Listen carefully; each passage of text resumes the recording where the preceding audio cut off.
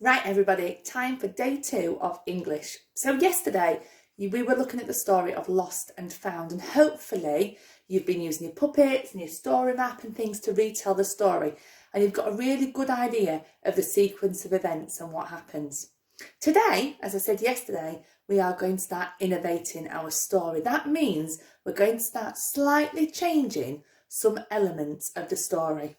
And the first thing you are going to change, and what we're going to focus on today, is changing the character.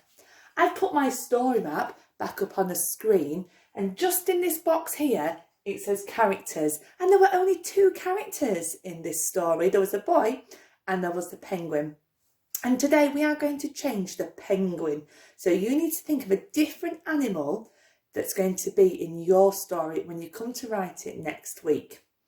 I've got some pictures on the board to help you.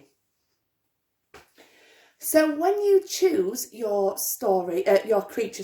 character for your story, I would like you to choose a polar animal, because even though we're going to change it, we are going to keep our story based in either the North Pole at the top of Earth or at the South Pole at the bottom of Earth. So you need to think of one of these characters to change to. We've got penguins, we've got polar bears, we've got reindeer, we've got walrus, we've got beautiful looking snowy owl.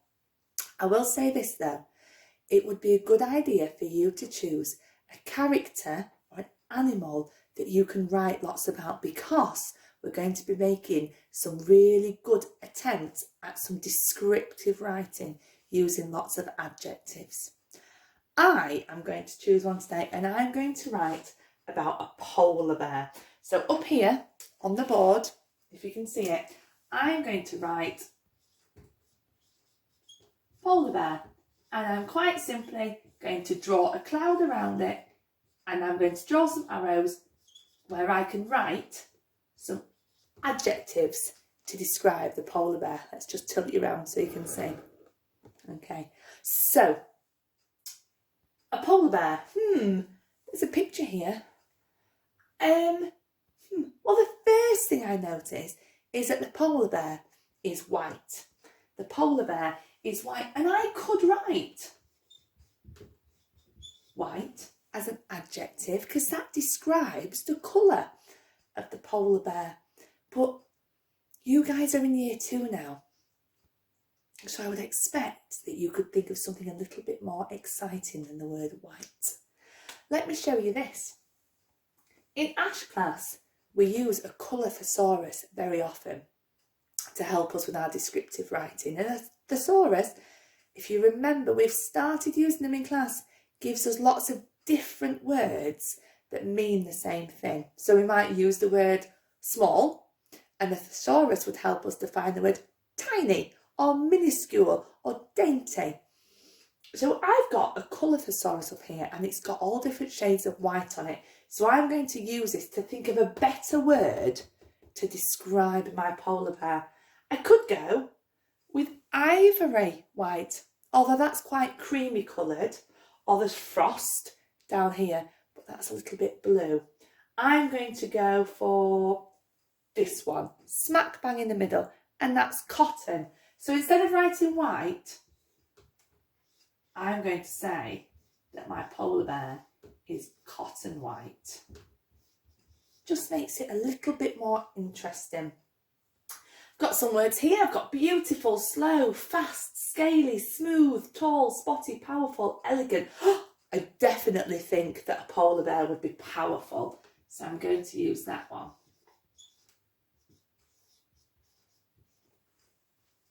Now, I don't know if you've seen a polar bear in real life, but they are much bigger than you would think. But I don't want to use the word big because it's just not quite interesting enough. So I'm going to use a thesaurus. Now, I don't know if you've realised, but I'm at my house and I haven't got a thesaurus here. So I'm going to give you a little tip in case you haven't got one at home either. Watch the screen. If you haven't got a thesaurus at home, there's a website online called Kid Thesaurus that's really good.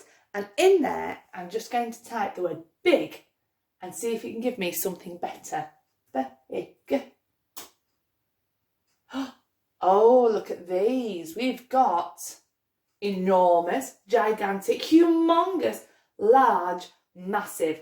I'm definitely going to use the word gigantic for my polar bear.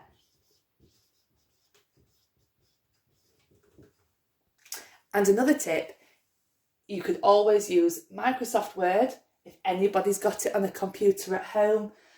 I want to write something about my polar bear's teeth, and I want another word for sharp.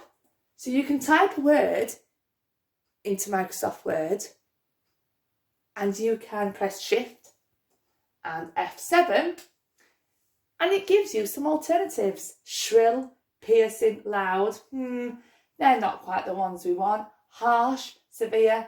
Now let's come down here. Pointed. Oh, we've got pointed, razor sharp, jagged, prickly. I'm going to choose razor sharp.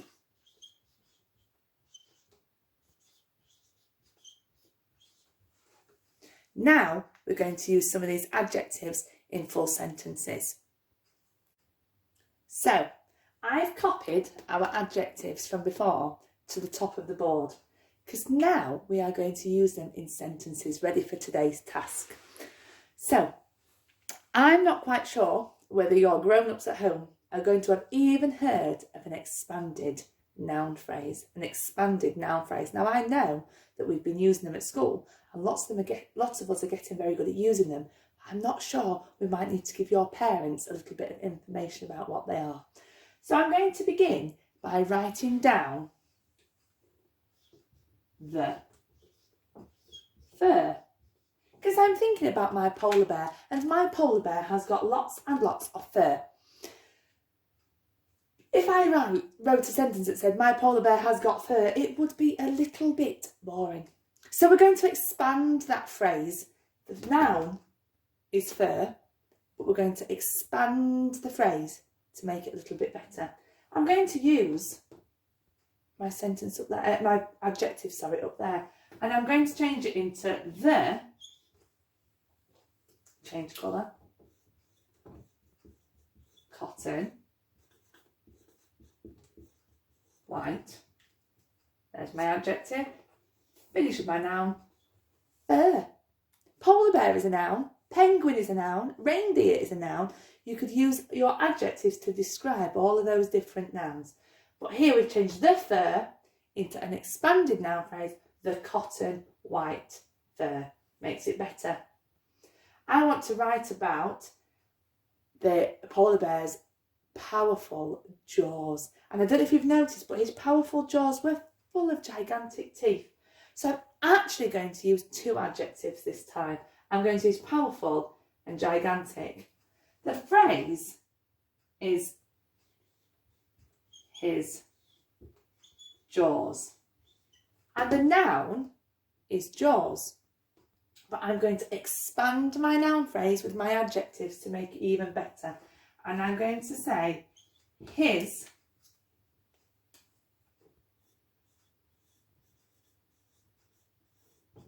powerful, gigantic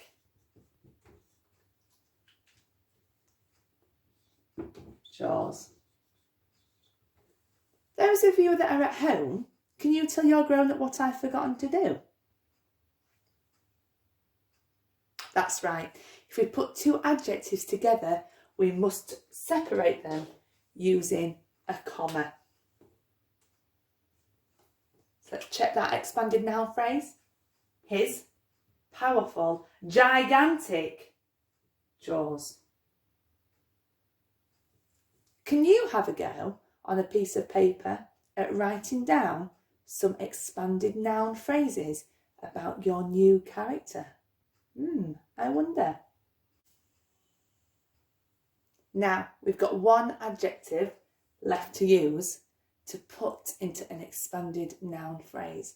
This time we're going to use it in a full sentence. Now I'm going to write my sentence about my polar bear. And I'm going to write that it has razor sharp claws. I'm going to put he has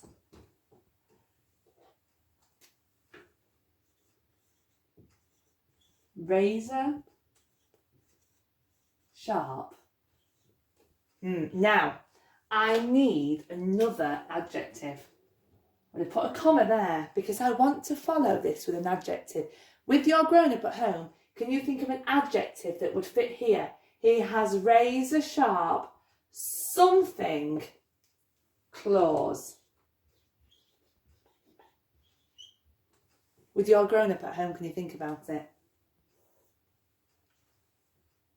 Oh, I can hear sharp. Oh, I think I heard terrifying. Colossal, that's a great word. In fact, I think I'm going to go with the word colossal. So I'm going to put, he has razor sharp, comma, colossal